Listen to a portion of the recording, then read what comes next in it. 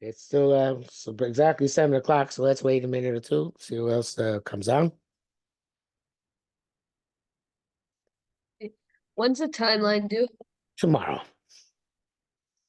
Okay.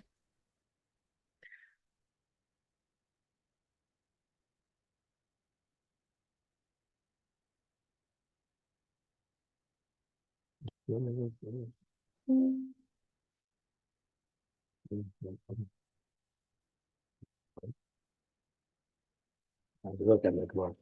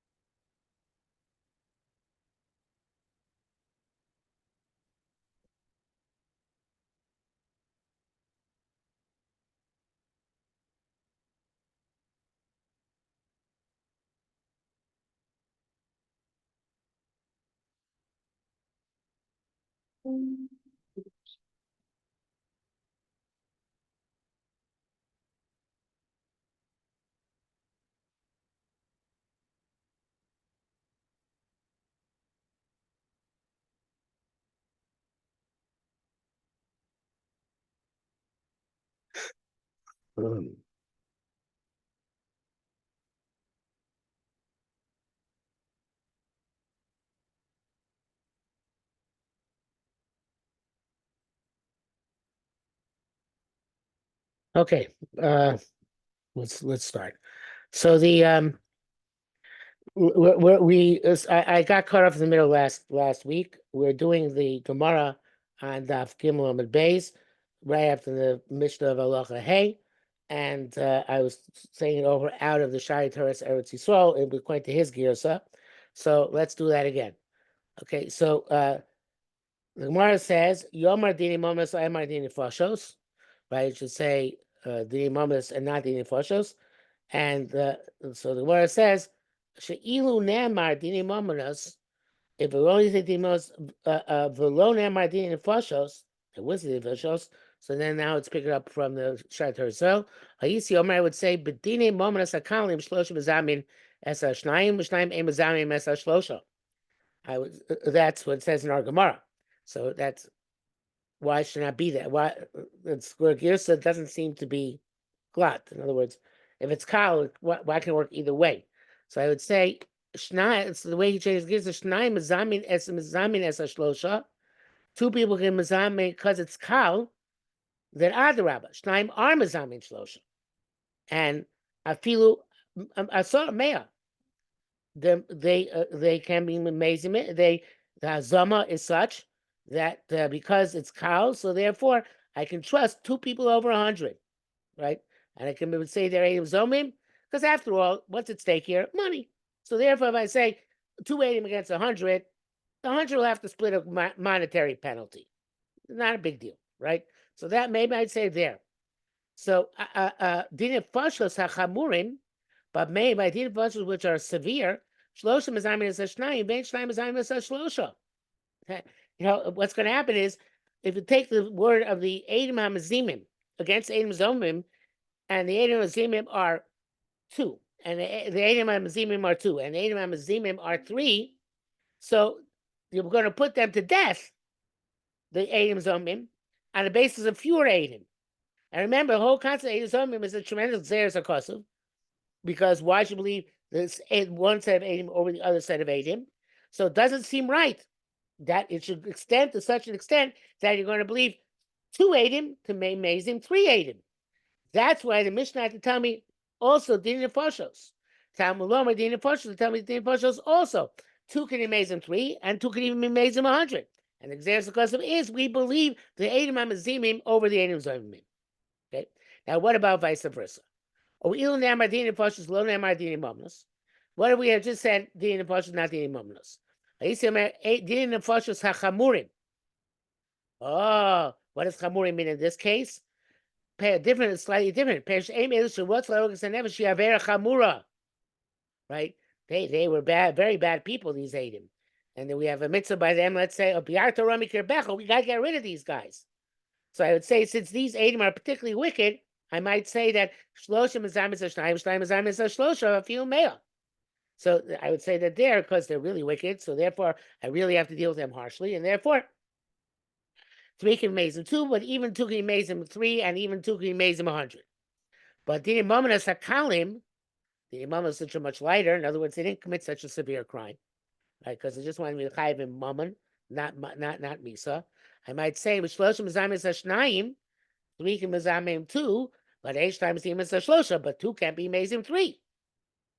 Tamulama Dine Mominus. So the part, that's what it says. Dine Mominus are also 2 can be mazim 3, despite the fact that their avera is less severe. No, we still trust the we still don't let them get away with it, even there are more of them than there are Eidim and Mazimim, and therefore they are found the Eidim Zomim, even if it's 2 against 3, even against 2 against 100. Okay, now, like I said, this is very different than the gears of the Gemara, except the at the end of our Gemara. Let me go back to the Gemara here. I wrote on the side. This he says at the end, instead of Talmud Omer Eidim, he said therefore what did he say exactly? Dini Mominus, Talmud Omer Dini Mominus, which is a little bit difficult because what do you mean Talmud Omer Dini Mominus? You said it's a Mishnah. It's not a pasuk. Talmud Omer usually means it's a pasuk, right? What do you mean? There's no pasuk Dini Mominus. Well, the way the Shai is learning our Mishnah. You say the Gemara.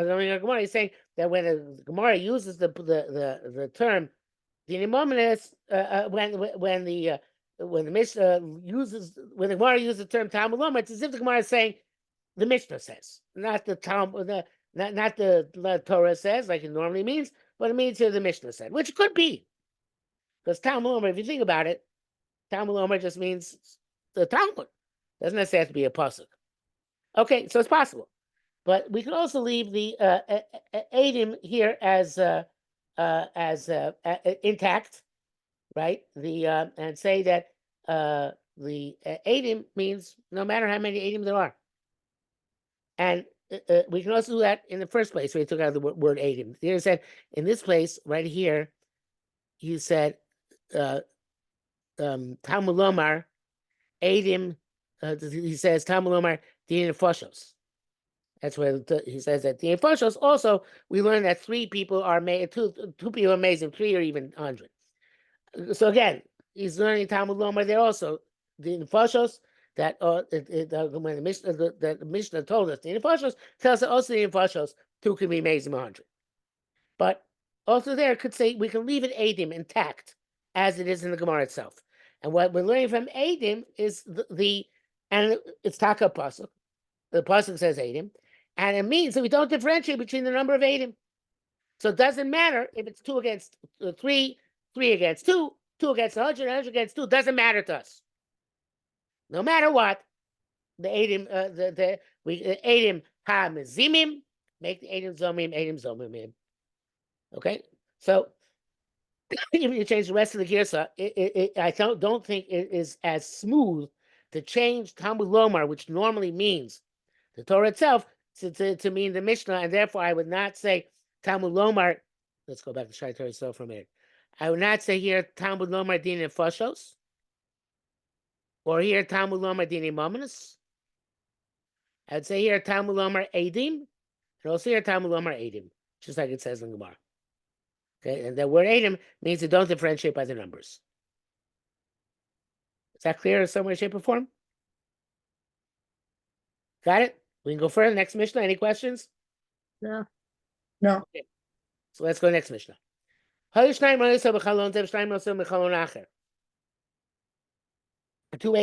saw the murder for one window, or whatever we're talking about. The other say for another window. And there's one person in the middle who's giving out straw, is warning the criminal. It's not actually well, when they some of them can see each other. The one testimony for all the things for which a group is a group. And and if not, there's considered to be two eduyos, and therefore in Nitza is the Chasmim Zomemes. If one of the groups is found to be Eidim Zoyimim, who the perpetrator is killed because the other group testifying against the perpetrator, and they weren't made Eidim Zomim. And these Eidim are put to death because they became Eidim Zomim. So the Hu Ve'Hein Erogim B'Shnei B'Tura. They're both Nerag, one because you perpetrated the crime on the basis of the other testimony, and the others because they were Eidim Zomim, and that only works, of course, because we are learning them as we're looking at them as two separate groups. Okay, otherwise we'd say the part group becomes Zomim, and the whole group becomes Zomim. Can't accept anybody. Okay, let's go to the Gemara. I wrote here on the side of my Gemara. Harbe perushim. So this is my what I wrote. Harbe perushim shonim u'mushunim ne'amru basugya. Many interpretations, and strange interpretations have been stated in this. Have been given in this sugya. And Divrei Rabbi Yirmiyah, in order to explain the words of Rabbi Yirmiyah. So I said that I think the way to explain it is based on the Gilead Ephraim, but that's only for the words of Rabbi Yirmiyah. The words of Rabbi Yossi, we will explain going to Shara Torah's Eretz Yisrael. And then I wrote on the side of my Gemara, that was actually just one slide, the other side of the Gemara, I wrote, you know what? I take it back. The Gilead Ephraim works better for both. And because the Shara Torah just takes out stuff. And the Or Sameach also learns like the Shara Torah, like the Gilead Ephraim. So let's start the Gemara, and then we'll see the Gilead. I'll scroll down to Gilead Ephraim. Rabbi Yirmiyah. Rabbi Yirmiyah said, Chamei ech ninan hacha. Look at what it says here.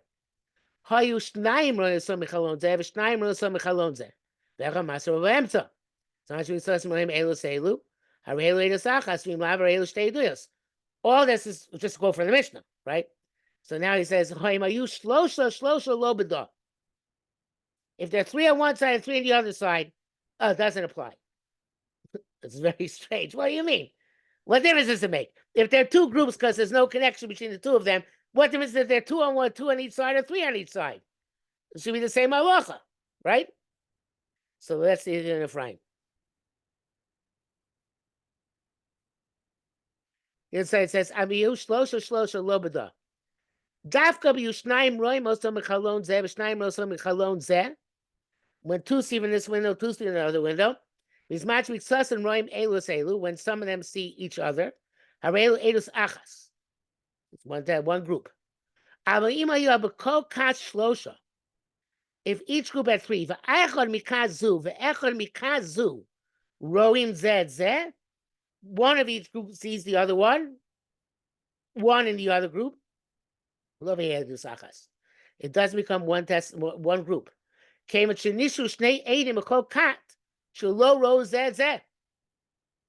Each group still has two people who didn't see each other. That's also how the Yefei was paged on the Bavli, which links the Bavlis to Shami, explains. So it's interesting because in Halachas of Birkas Hamazon, right, for Zimun, they could be Mazami together as long as one person in the group sees the other person in the group. But for the Allah, but he's saying here, for a person that made him Zomim, if two people in the group see each other, but there are two, I'm sorry, if one person in each group sees another person in the other group, if they are two on each side, so I have no choice but to look at them as all one large group, because I can't separate the Kiva is requesting meeting summary with AI companion. I have no idea what that is, but I'll enable it. Okay. Okay, whatever you need me to enable, I enabled. It was a mistake. I didn't mean to. Okay. So it's enabled anyway. So again, if it's two on one side, two on the other side, and one of each group sees the other one in the other group, so the two are fused together. You can't discard one because each group is two. If you take off one, there are no groups anymore. So they have to become one group. But if you have 3 on one side and 3 on the other side, and only one of each group sees one in the other group. So then I say, take them off, scratch them. Then we discard them, and we just go in each group of the other 2, and therefore they don't become one group. That's what Rabbi is suggesting, which is pretty wild in of itself. But there is a logic to it, right? Because, okay, yes, it's true. They're a group of 3 and they're a group of 3. But you could say it's 2 plus 1, 2 plus 1. By a group of 2, you can't say 1 plus 1. That doesn't work. By a group of 2, you can say 3, you can say 2 plus 1, again, because the group gets separate even if you take this one guy off. Okay? Let's look back at the Gemara again for Rabbi Yossi. Rabbi Yossi says, Tninan shlosha lo b'da. Which is also, it's on the face, these words have no meaning. We learned 3-3. What do you mean? Not this way. We didn't learn 3-3. Okay, that's already something else. So we learned here something which we didn't learn on Sedron, that that one group was killed with the perpetrator. Okay, so now, so what's Rabbi Yossi saying? Again, it's like the words don't seem to even join together to make that sense. Rabbi Yossi, nearly a kavana. I think that it means shekain nimtza brisa lehedya shlosha lo edus achas. He says Rabbi Yossi is coming to confirm Rabbi Yirmiyah, and he knew some brisa, which we don't have. And he says, yeah, we have a brisa which says 3-3 and a chanami. We don't. In that case, when you have 3 and 3, you don't have a you don't have to put them together as one group. Okay, that's the Gilin Ephraim. Let's see, so just for comparison purposes. Okay, so Gilin Ephraim, Rabbi Yossi, Tninan shlosha lo b'da, Tninan hacha chule. Tzarich lamar, Rabbi Yossi, Tninan hacha madalo Tninan. In other words, he just takes out everything. He said, the way he's learning it, right? He's saying, that's why obviously at the end I decided not to go with it. He says, let's just take out these words here. Go from this Tninan to this Tninan. And that's called, it's what he's proposing is that the scribe who wrote the manuscript made a mistake. And the shlosha, it was lo b'da, it's a mistake, but it would slip down here. In other words, the Sofer was copying, by mistake, copied these words twice, which we often do say in the Yerushalmi, because Sofer do make mistakes, but this is pretty radical to say it anyway. So, but he's saying is that take these words out, because they appear in the word before and they're clearly a mistake. So therefore, and see how much fun the Yerushalmi can be. You can take out words and say, hey, yeah, it's a scribal error. So therefore, the way he's learning it, so it's a totally different thing, nothing to do with Rabbi Yirmiyah whatsoever. Okay, so now the question is, what is the chiddush here? Coming to this line. It sounds like we said a tremendous chiddush here, which you don't say you see in all Maseches Sanhedrin. What's the big deal? So the pshat is like this. This is if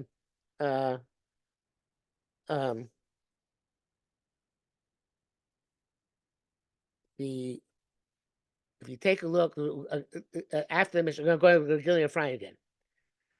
Tani Rabbi Yosha, pasuk has said, "Omer b'shtei kitei edim."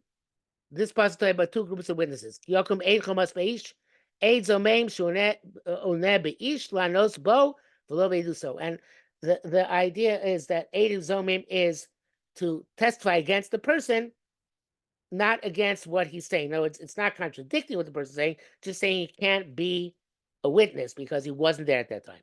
So the Gilin Ephraim here says, my puzzle is that Omer shtei kitei edim kulei lanos bo lo so shayach l'sof halach above. Now this line should be over here. You're supposed to take this line over here, Tiny Rabbi Yoshia, this line until they do so, and put it back here. And that also, even the Bavli, we see that from time to time. Very rarely. The Yerushalmi happens all the time. It's kind of like they plop down the Mishnayos arbitrarily in the middle somewhere in the Gemara. You know why that is? Because originally, if you look at the manuscripts of the Yerushalmi, they all have all the Mishnayos at the beginning of the parak, and then all the Gemara. So that was the way the manuscript was originally written.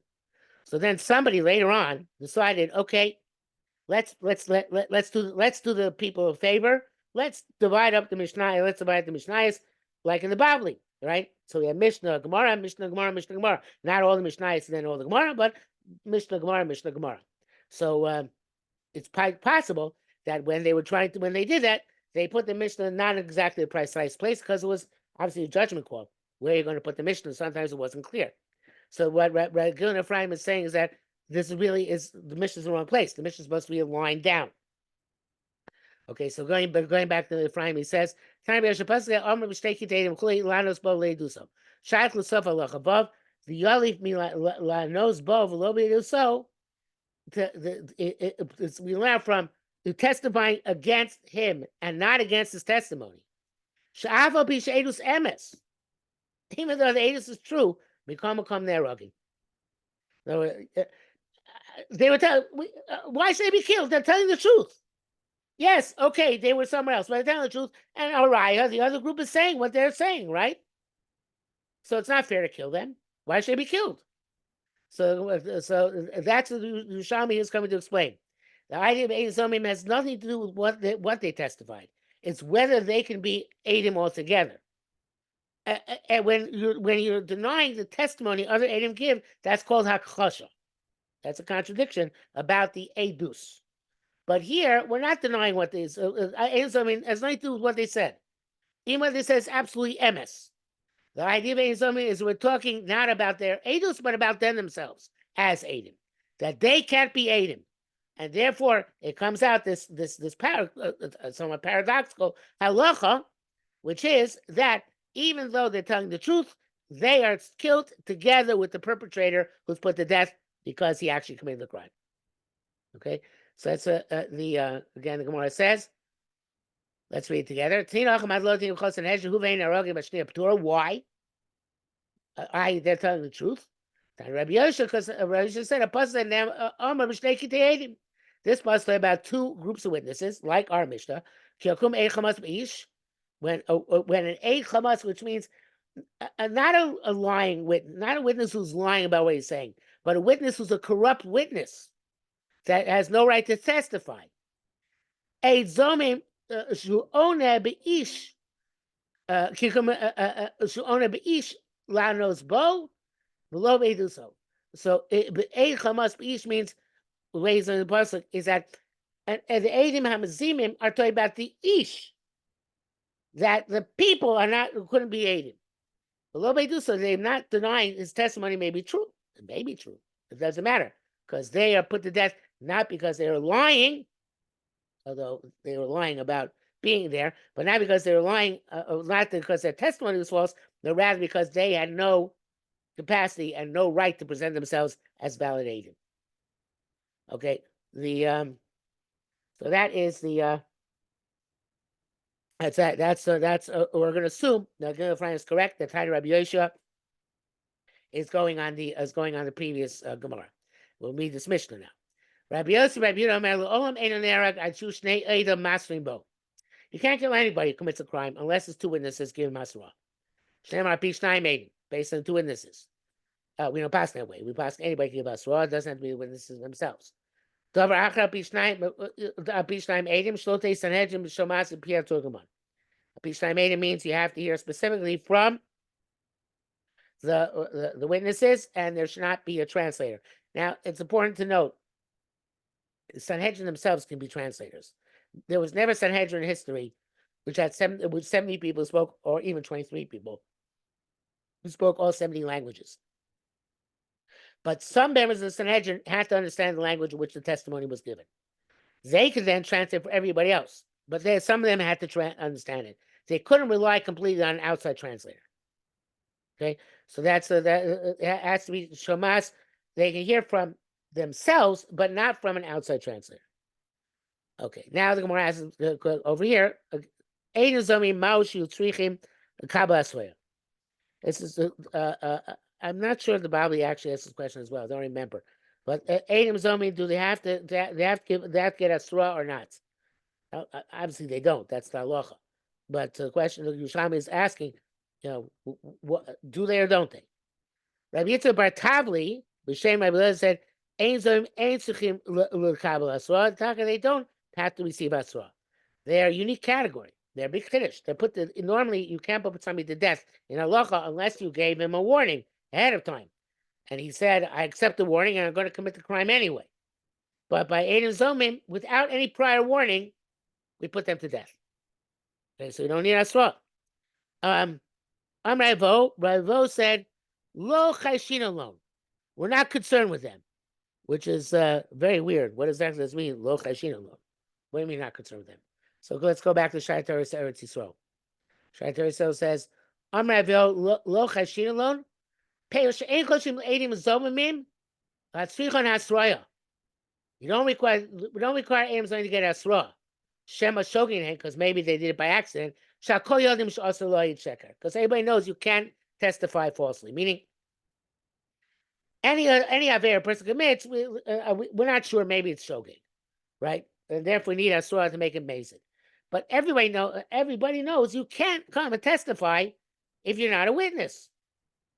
The people know that they're liars to begin with, so therefore they don't need asra. Okay, so not chayshish loan means we're not concerned to give them asra.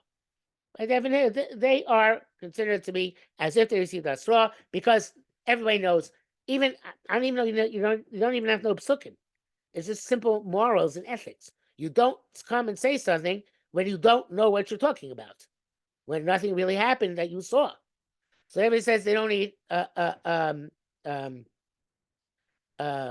they don't need to get their, they don't need to be warned.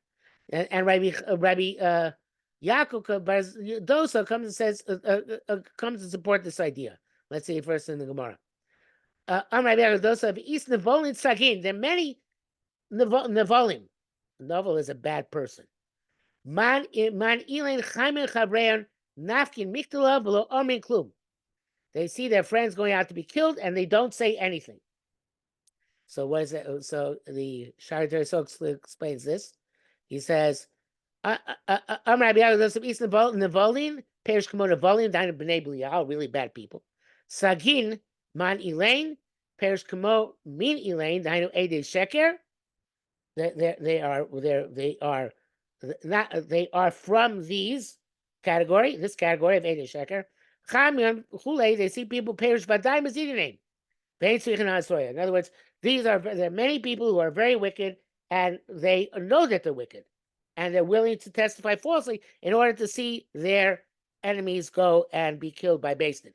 So therefore, he's supporting what Rabbi Ravo said, Lo Chashin alone, and I think he's saying that everybody knows that this is a wicked act. There are many people who do it, but everybody knows that it's a wicked act, and therefore don't need Asroya, because the law include means they don't say anything to save them, because when they testified against them, they just testify against them and don't take it back. Let those people be killed. There is one case, a very famous case, the son of Shimon ben Shetach. Shimon Shetach, when he killed Rashi brings down Makos, I think, when Shimon Shetach had all the witches killed in Ashkelon. Did you learn that? No. So Rabbi Shimon Shetach had killed 80 witches in one day in Ashkelon, and the witches got upset at him. Not witches, they're dead. The witches' relatives got upset at him, and they brought trumped up charges, meaning they lied. Against Rabbi Shimon Shetach's son. They committed some avera. He didn't actually commit avera. So they were lying. They didn't testify. They were zomin. They didn't see anything. They came in and testified. So they were taking Rabbi Shimon Shetach's son out to be killed, and the Adim came and said, "You know what? We lied. It wasn't true. We just made it up in order to get back with Shimon Shetach." So the son of Rabbi Shimon Shetach said, once they testified, they can't take it back. But why am I getting a hand? Okay, I'm going to assume that's insignificant. That Once they testified, they can't take it back, and therefore, you have to kill me. He says to his father, you have to kill me, and they will get their Gehenna. They're going to burn for what they did. So the Adam's only kid. Once they would say this, they're not allowed. Once they give the testimony, they're stuck. There's no way they can get out of it, because once they get testimony, they can't renege on it. So what he's saying is that there are many people who don't care. Anyway, they'll testify and they'll remain silent. Even if they did talk, might necessarily not do doesn't necessarily do them any good, like case of Shimon Shetach. But even Lamaisa, many people just say, I want to get this guy dead. I'm going to testify against him, and they know that this is they know that they're being wicked. Okay. I think we will stop. Oh, we have how many minutes left? 7 minutes, 3 says. Okay, they probably will cut us off at some time before that, but let's go a little bit further.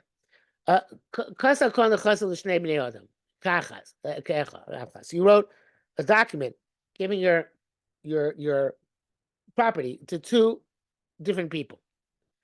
But what about the Adam who signed a document? They're kosher for one of the recipients, and for the other, they're possible. Let's say they're relatives of the second one. So what do I say about this document? Is this document half kosher or not kosher at all? So again, the Adam Zomimim, they're not. It's not Adam Zomimim. It's just regular witnesses. So they were just possible for one and not possible for the other. So,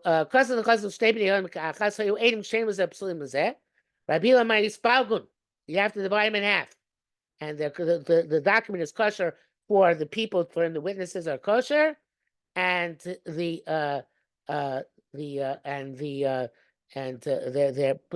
actually that's not what he's saying. Sorry. Rabbi Hillel said, "Oh my spine, we have a machlokes Yochanan Rishon ben Lakish. It's a machlokes Rabbi Yochanan Rishon ben Lakish. It's like amigo. Since they're puzzled for one, they're puzzled for each other. You can't have a star which is half kosher. The star is either completely kosher or not kosher at all. So since they're puzzled for one, they're puzzled for the other. The other said, the other said, no. You can have it, you can divide the document in half. It's like we have a concept of Pogina Dibura, right? We can say we can cut testimony in half. We can say their testimony works for one for the one person and not for the other person. Rabbi Mona lo mefaresh. Rabbi Avu mefaresh. Rabbi Mona didn't say which one said which. What Rabbi Yochanan say? What did Reish Lakish say? Rabbi Avun did tell us, and he says Rabbi Yochanan is the one who says that since the apostle to one, the apostle to the other. And Rabbi Shimon Lakish Shimon Lakish says no, since they can be kosher for half and apostle to half. Rabbi Lezer said Masnisa Messiah, Rabbi Yochanan. This following brisa is the right Rabbi Yochanan. Says Mash 9 Nitzachim and Kor apostle do some tela. Since you have 2 witnesses and one is found to be Korov or apostle, the edus is cancelled. Afashlosha, so to 3 witnesses, Nitzachim and Korov apostle do some tela. If one of them is apostle or Korov, the entire testimony is batel. If you may, I don't know, even 100. 1 against 100. 1 out of 100 is possible. Whole thing is possible. Tamalomar, Adim. It says Adim, and that means that, like we've said before, no matter how many Adim there are, it's the same thing. So this brisa seems to indicate that you can't divide up a group, and just like you can't divide up a group, you can't divide up a star and say they're kosher, half the star kosher, and half the star is not kosher. Now, before we go, I want to say one last thing, and we'll stop with this for tonight. Reish Lakish says in the Bavli, he has a principle which he says,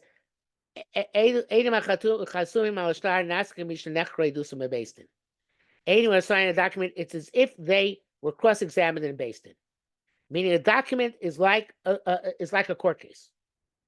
And therefore, they're considered as if they were testified in Beis Din, and then Beis Din Paskin, that this, which is the concussions of the shtar.